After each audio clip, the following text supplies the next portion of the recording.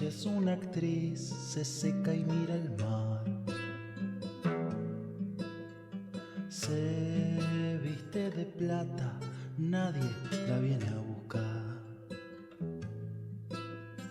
No espera que toquen timbre, se monta en su convertible y se va, ya verás.